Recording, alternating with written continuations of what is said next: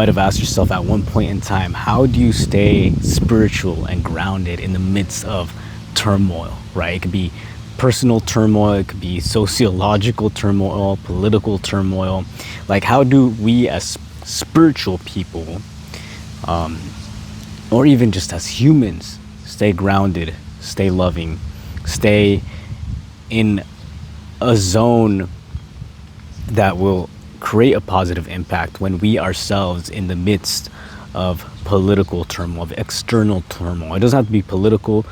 The reason I'm emphasizing the political is because I live in the United States, where there is a great divide, a great gap, there's a lot going on all sides, all perspectives, and it's feeding the beast. It's feeding a negative entity. It's feeding what we don't want to feed. It is not loving in any way. I'm from LA, and if in case you didn't know, LA has been hit with this year wildfires. It has now been hit with ice raids, which, if you don't know what that is, it's basically raiding immigrants, raiding places that have immigrants, and it is always at a time where I'm gonna say they, right? I'm saying they as negative entities, entities that want to divide us, entities that want us to hate each other, to fight amongst each other. That's the core purpose of all this division. The core purpose is for me to hate the other, for me to reject the other, for me to hate, really, to get out of my heart zone.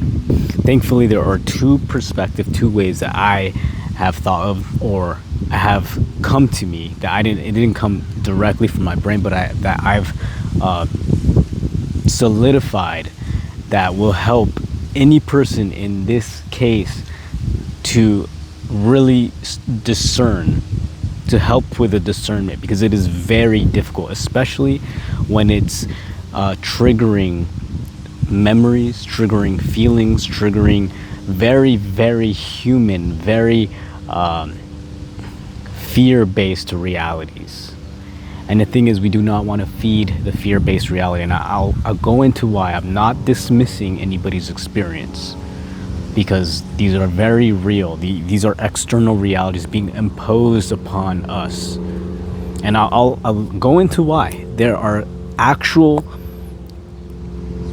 an actual energy, an actual reason. These things are not false, they're not fake. But by getting angry, by hating the other with violence, we're only going to feed exactly this thing that they want to feed. They want terror. They want to create terror, and they want to feed terror. They want to breed terror. So the two perspectives here, there's two things. One I picked up from The Alchemist. She's on YouTube, and I really liked how simple it was. The first thing, let's say this division, and it's within ourselves, internally and externally, is the self-serving side. So the side that serves self. It's all about ego. It's all about what I want. So as you can see, this serving of the self creates greed, because there's never enough. It's about me. All about me, about my needs, about my wants. So when you're all about your needs and your wants, you're not thinking about the other. You're not thinking about your neighbors. You're not thinking about the best and the well-being. You're not thinking of the well-being of the planet, of everybody else. And the only reason we would be self-serving in that way is because we don't feel like we're enough. We have enough. It's a lack mindset. The second perspective is the service to all. It's not about just the self, it's service to all. Is this going to serve the all? Is it going to serve my neighbors? Is it going to serve the world? Is it going to serve nature? Is it going to serve the planet? As you can see, that's a much more mature way of being. That's actually the adult way of being. Sadly, we live in a society where this rite of passage, this initiation into this path, has been disrupted, it has been cut off. A lot of us are about the me.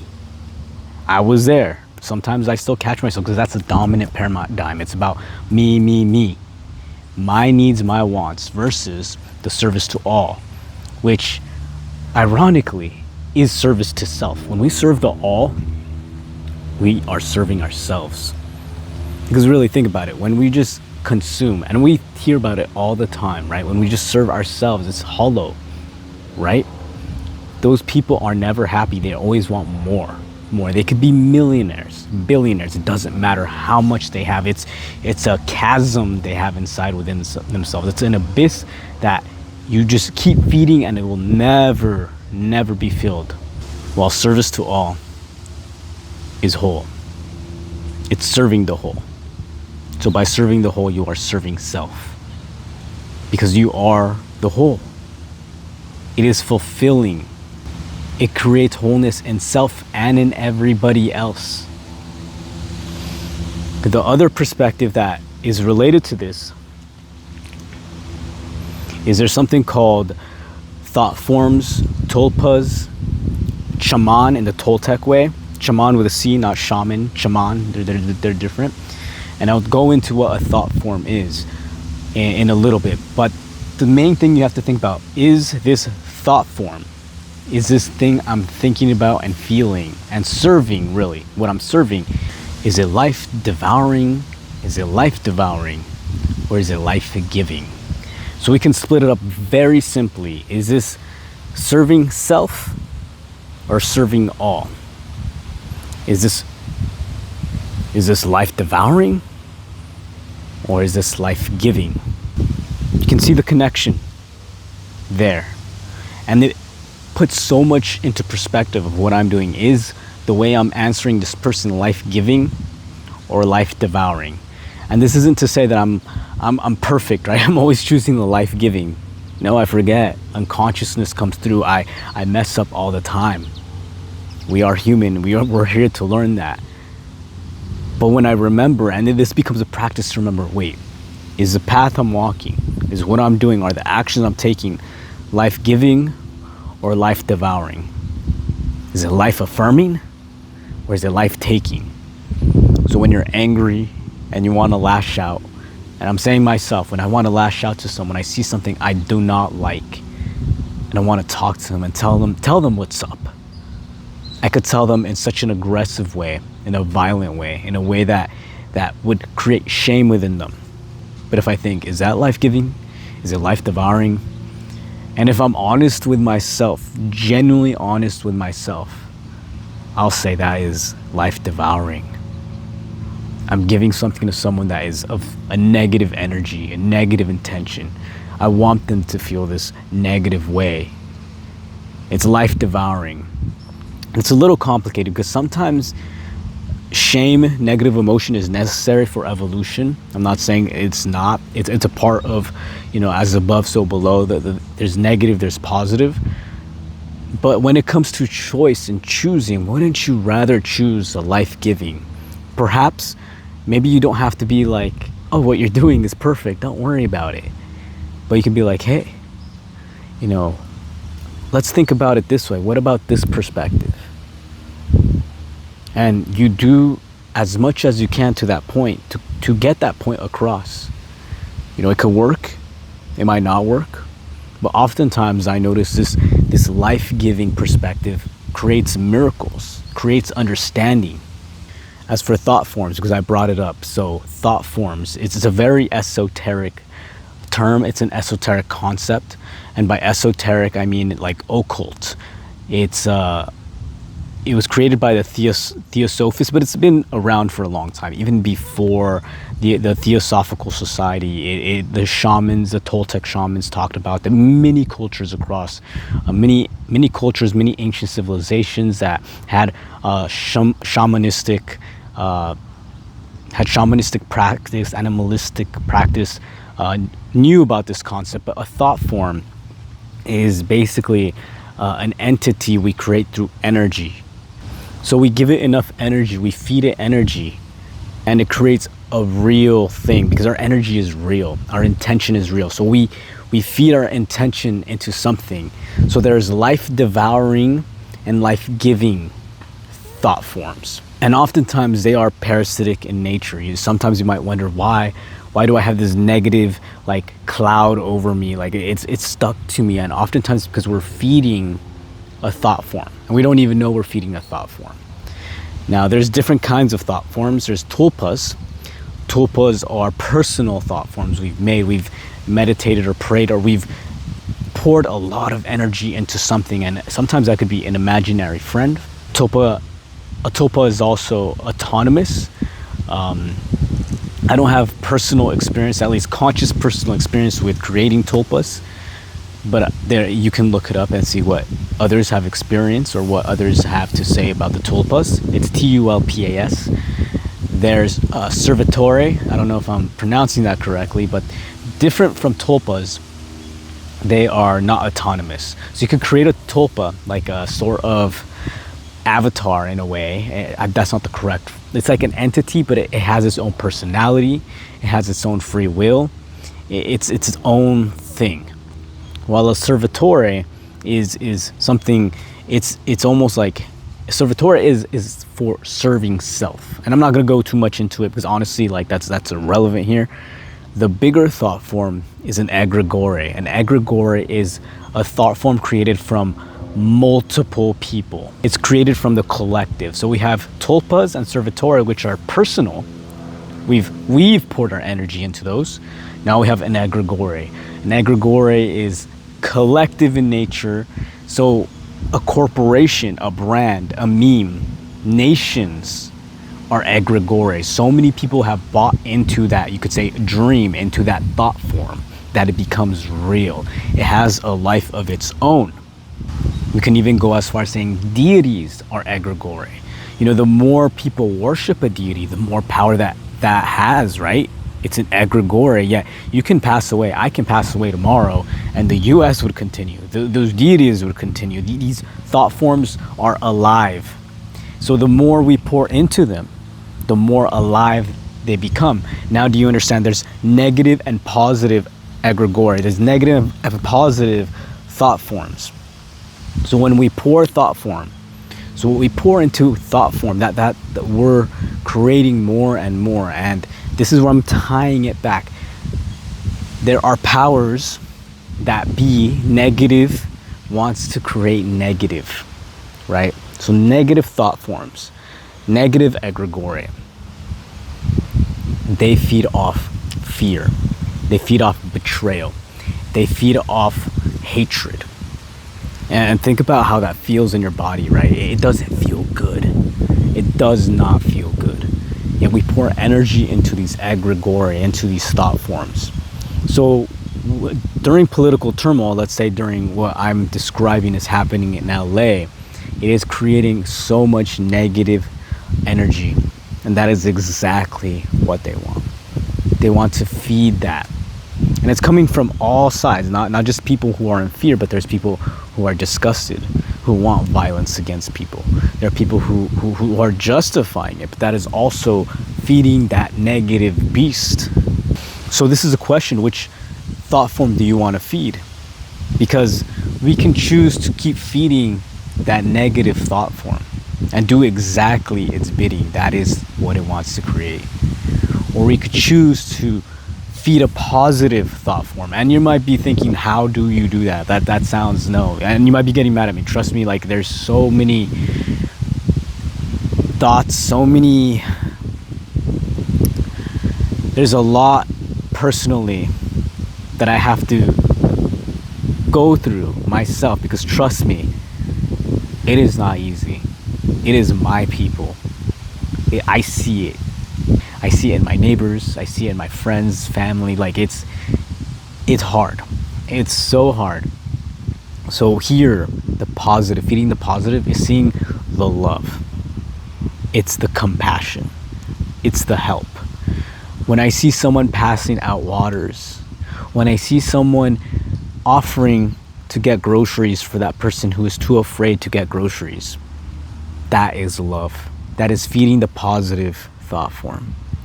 when we choose to understand each other. Let's say we are going toe to toe with someone who has a who has a completely different opinion and maybe even opposes us.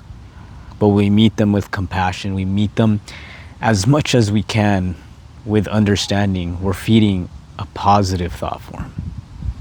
It is very difficult. I'm not going to lie to you.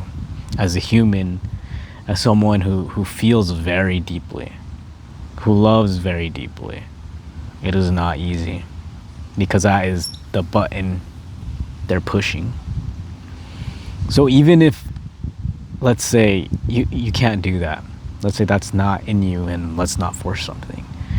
I choose, and you choose, we choose to look at the beauty. Look at the beauty in community. Look at the beauty of how people are coming together, how they're caring for each other. Look at how people are organizing. They're creating distribution for food, water. They're creating first aid kits. They're doing work because they love, because they want to help. They're doing it because they don't want people to get hurt. They want people to go home safely. They want their people to be fed. That is the positive thought form. So we feed more love into it, and we're feeding that, and we're creating more of that. And the powers that be, the negative thought form, the negative egregore, is not going to like that. That is exactly what they do not want. They don't want unity. They don't want compassion. They don't want love. But we're choosing to feed that. That's where we go. And I know maybe you're having all these thoughts like, how can I do that when my family feels this way, when my family's being terrorized? I understand. I understand. But this is the pathway, especially on a spiritual path. This is a true thing that exists. And I want to feed the positive thought forms. I want to feed life. I want to be life-giving. There's something I want to read, and I might butcher it because I don't really know how to pronounce biblical names, but it's Ephesians. Correct me if I'm wrong. I should have looked it up before recording, but Ephesians 6:12. I'm going to read this, okay? I'm here. I have my notes. For our struggle is not against flesh and blood, but against the rulers, against the authorities, against the powers of this dark world, and against the spiritual forces of evil in the heavenly realms. The struggle isn't against flesh and blood. It's not against your own brother. It's not against that person that has been told to fear, told to hate, who has been led down that path. It's that they're not the enemy. That's what they want you to think. The same way they feel like you are the enemy. That's what they want you to think. The struggle is not against flesh and blood. The struggle is against dark forces. The negative shaman, the negative thought forms. That is, you could say, the enemy. That is the force we want to push back against. If we're wanting to be life-giving, that is the path. It is spiritual warfare. Spiritual warfare. And just as people are coming together, something like this, like clockwork, is going to happen. The thing is about egregore is because so many people have bought into the egregore, the narrative, right? The nation. So many people have bought into it. It's very difficult for one person to change. It's very, very difficult. However, enough people decide to feed a different egregore, a different life, a different dream, a different narrative. Enough people feed into that. That's where we create the new world. That's where we create what they call the new earth. And I don't know what's going to happen if there's an actual split going on. Anything could happen at this point. Maybe nothing will happen. I have no way of knowing. All I know is my part is to feed the positive thought form, to feed the dream that we want to dream.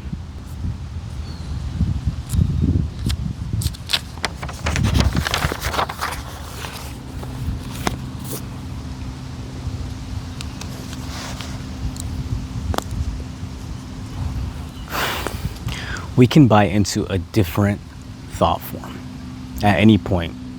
Again, this is the dream we're dreaming. Not to say it's not real. I'm not saying this is a dream and it's fake.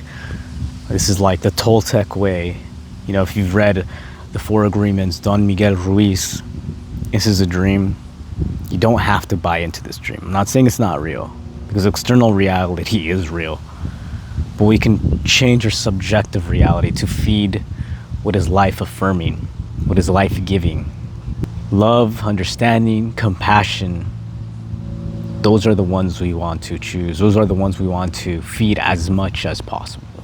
Focus on where we're more alike than different.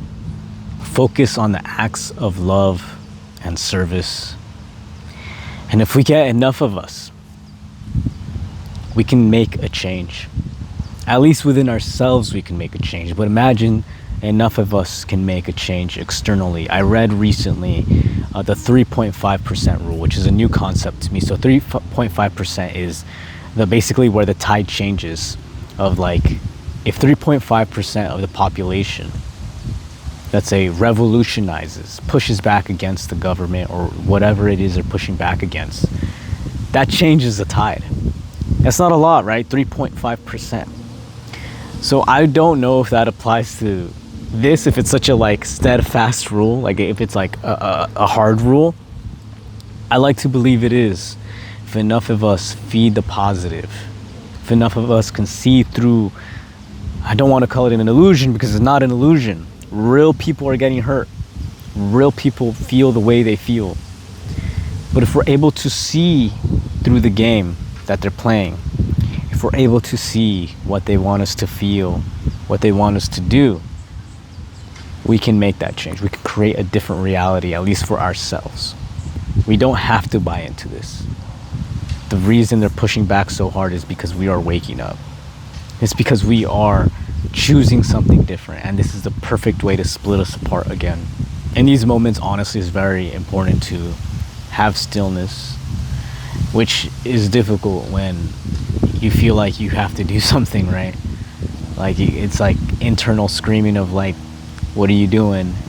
But it's recognizing that sometimes our roles, it's not boots on the ground, not yet at least. Sometimes it's feeding the positive thought form. It's feeding love and compassion. It's doing something out of love. Sometimes our role isn't flashy, but it's being able to quiet the mind, quiet the terror, and to see the love, to feed it love.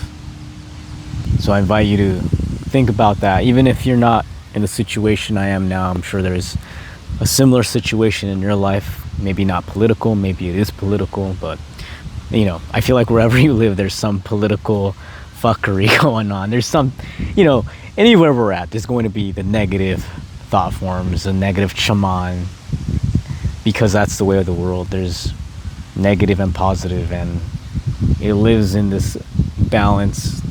You know, it doesn't seem balanced right now. Maybe it's not. Can't say for sure. But I know that I'm choosing to feed the positive. And if you're anything like me, and you're on this journey like I am, you're going to choose to feed the positive as well. So let's see through it, come together, and really start to understand each other. Really see that we're more alike than different, and that there's more than enough for everybody. They don't want you to feel like that, but there is. If you enjoyed this video, I invite you to like and subscribe. This is a bit different than my usual videos, but it's tied. It's very related, honestly, but just a little bit different. Wherever you're at, I hope you are safe and that you are well and that your family is well. I'll catch you in the next video.